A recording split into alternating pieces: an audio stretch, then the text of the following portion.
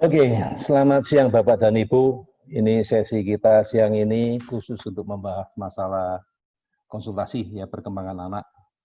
Buat yang baru datang atau baru join pertama kali dan mencoba protokol dokter Senjaya, nggak apa-apa, silakan boleh nanya.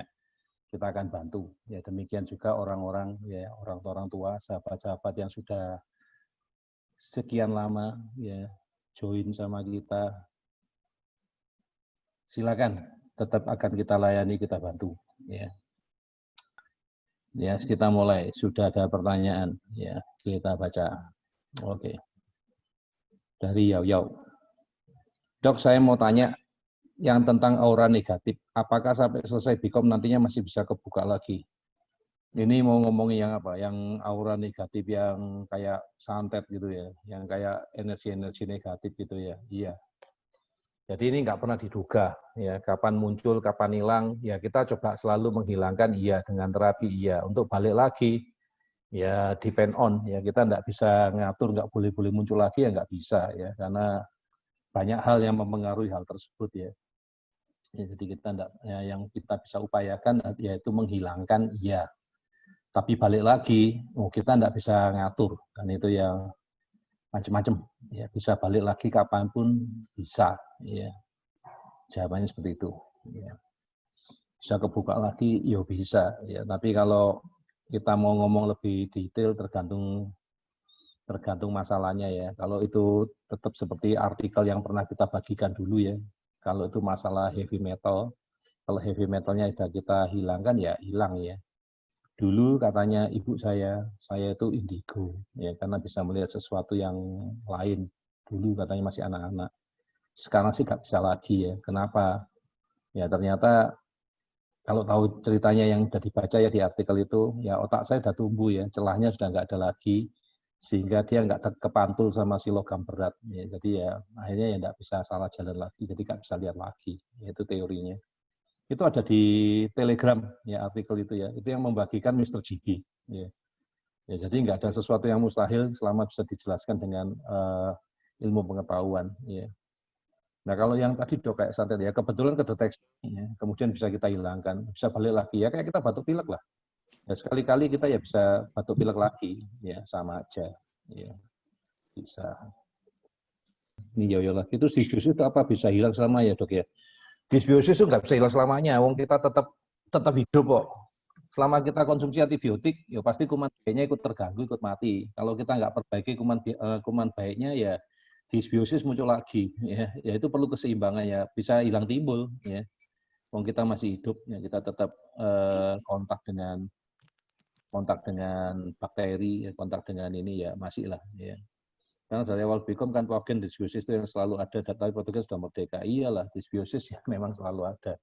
Kadang-kadang kalau kita ngomong disbiosis itu masalah kuman, masalah apa ya, beberapa kuman itu memang dibutuhkan sama tubuh kita ya, untuk membantu membentuk vitamin K, vitamin B, dibutuhkan sama tubuh. Kenapa dikatakan jelek? Kalau jumlahnya berlebihan, ya, only like that ya. Dan selalu ingat, ya, selalu ingat. Selama kita masih makan makanan dari luar ya, dari warung, dari mana misalnya ya, kalau kita dapat apa ya, misalnya makan di warung yang embernya itu masih embernya masih warnanya macam-macam gitu ya, sembarang dimasukin situ gitu ya. Ya, kemungkinan kita masih dapat telur cacing lah ya. Dapat telur cacing. Belum lagi kalau kita infeksi, batuk pilek atau apa, ya pasti kita juga kena ya.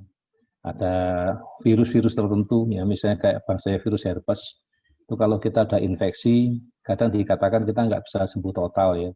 Virus itu masih ada di dalam tubuh, sembunyi di dalam ganglion. Ya kayak gitulah. Jadi disbiosis masih selalu bisa muncul.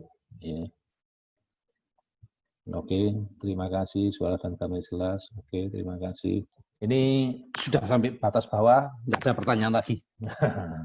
Kalau nggak ada pertanyaan lagi ya saya ngasih pertanyaan. Ya, pertanyaan yang saya dapat dari grup. Ya.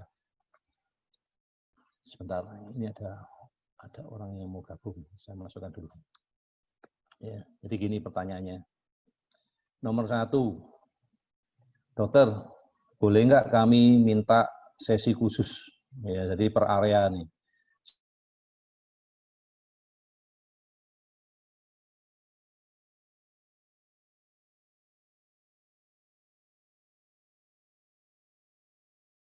jujur idealnya sih begitu ya, tapi jujur waktunya enggak ada Bapak Ibu.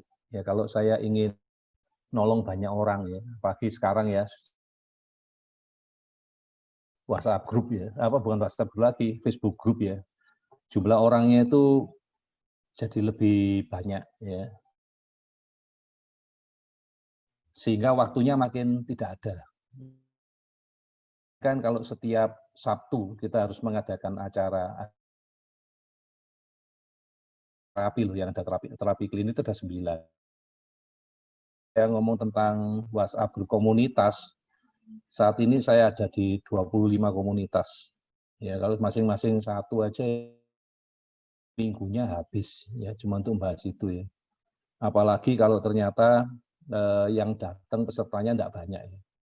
Ya betul-betul ya. Dan saya layaknya manusia yang normal juga, keluarga saya itu sudah ditegur ya. Waktu saya ngurusi ke cabang ya, sampai mereka tuh gak punya waktu untuk ketemu bapaknya, gak ketemu waktu untuk ketemu ya keluarga yang lain. Ya, jadi anak-anak saya juga mengeluh. Ya saya pikir ya memang lah, menolong orang boleh. Ya. Tapi kehidupan keluarga kami juga penting.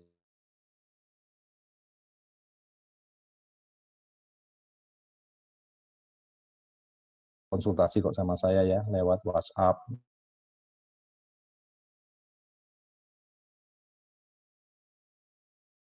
Janji saya, itu semua gratis. Ya. Orang lain ya, terapis lain ya, mungkin dokter lain ya, itu melakukan sesi bayar loh. Ya, jadi dia bayar ya 1 jamnya ada yang 1 juta, 1.250.000. Saya juga berpikir apa saya tidak sesuai ya, saya bukan tipe yang kayak gitu. Sehingga mohon nanti nggak ada isu yang aneh-aneh ya. Saya isu aneh-aneh, Dr. Ali mata duitan, Dr. Ali tidak mau melayani. Maksud saya itu jangan take it for granted gitu loh. Ya, mumpung ada orang baik, orangnya dibully ya, dimanfaatkan ya, diserap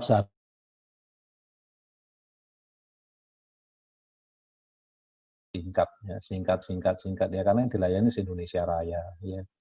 Di grup kita aja kalau dari 9 komunitas, kalau rata-rata kita bilang 100 atau 900 anak yang harus saya layani ya, 900 orang tua ya. Jadi ya mohon sabar ya, mohon sabar ya. Itu yang dari yang permintaan grup tetap saya layani ya, bukannya saya tidak mau melayani, saya layani ya, tetap gratis ya. Tapi untuk menyiapkan waktu khusus untuk Bapak Ibu, kadang-kadang saya pakai hitungan ya, berapa banyak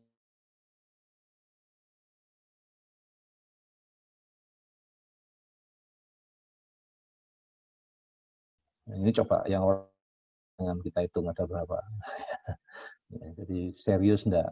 Apakah Anda menghargai saya gitu ya?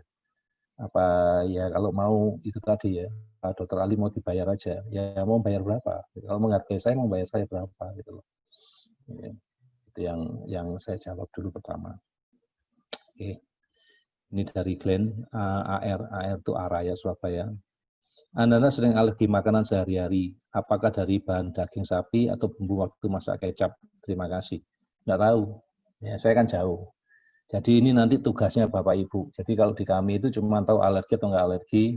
Kalau dari makanan sehari-hari, nah olahnya apa, bahannya apa aja. Kita kan nggak tahu, bukan kita yang membuat. Ya. Daripada kita repot, cari tahu satu-satu diselidiki alerginya apa, lebih baik dibawa aja sampel makanannya apa, kita lakukan terapi. Selesai. Ya, kalau nanti misalnya dok mau buat soto, dok, soto itu ada pakai apa ya? Aku ya daging sapi, ya ada daun bawang, ada ya kalau ada 10 ingredient, 20 ingredient. Terus kalau kita mau terapi satu-satu kan nggak selesai-selesai. Kapan mau selesai terapinya? Ya lebih baik bawa contoh sampelnya langsung aja soto. Dan kita nggak peduli di dalam itu ada apa, langsung kita terapi semua aja. Pasti kena, ya pasti selesai. Untuk selanjutnya kita harapkan dia nggak alergi lagi sama soto. Baik dagingnya atau mau bumbu masaknya, ya itu salah satu contoh.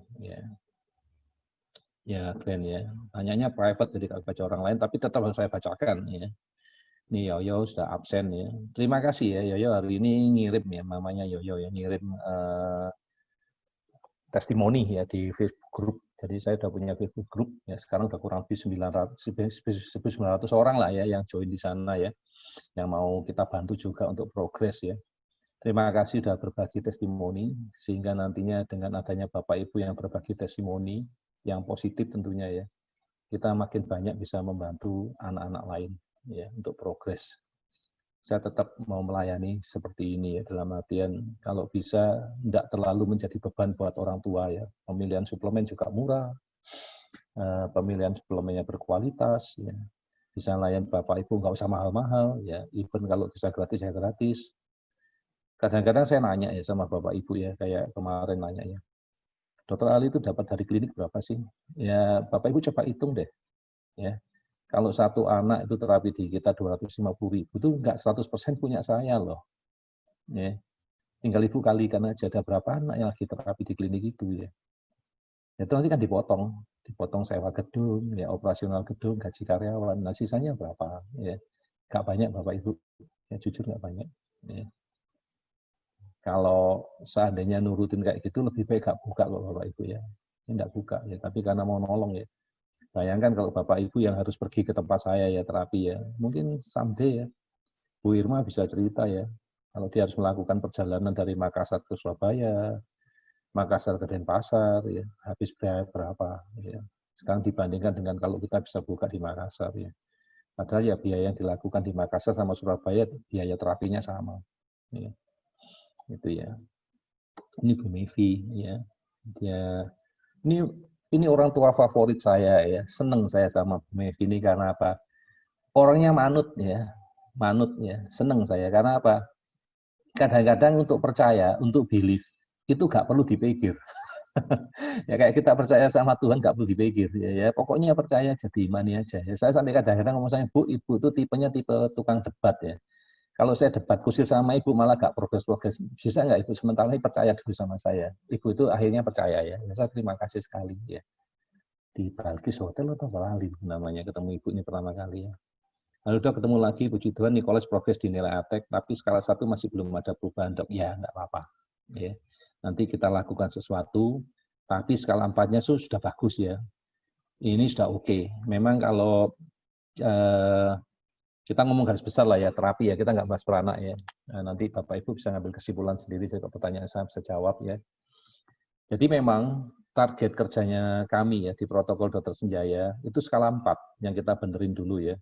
Kita akan kejar di bawah 10, di bawah 5. Ya. Jadi kalau perilaku sudah tidak menimbulkan masalah lagi, baru nanti kita kerjakan skala yang lain ya, terutama di skala yang agak berat ya, yang selama ini tidak kelihatan luar biasa ya. Kalau saya lihat di laporan-laporan ATEK-nya sahabat ya, itu skala 1, skala bicara ya, skala bicara.